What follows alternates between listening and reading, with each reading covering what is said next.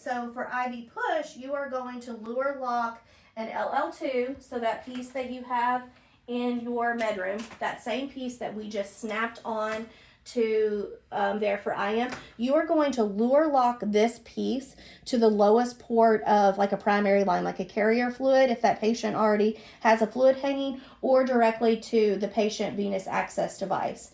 You're going to remove the cap from the syringe, connect this to the patient, then snap these pieces together again. Remember, red to red for EquiShield.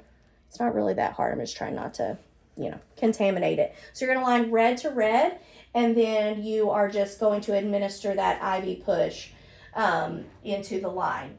Then afterwards, like I said, you have these FC1s in your med room.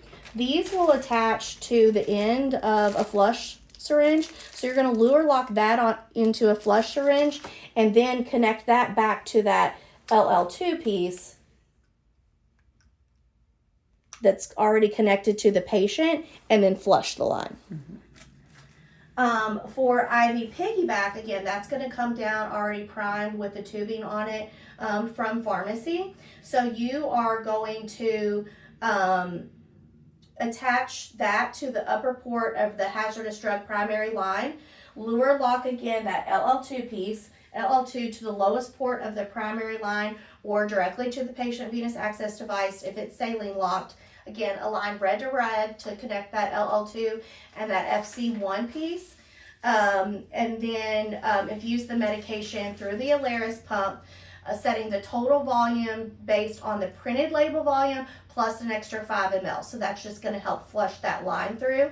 Once the hazardous drug infusion is complete, you're going to have like a secondary or like a flush bag, say a 100 ml saline bag, already hanging that you're going to unclamp and then reset the pump to administer an additional 30 mLs from the flush bag to continue flushing that line out.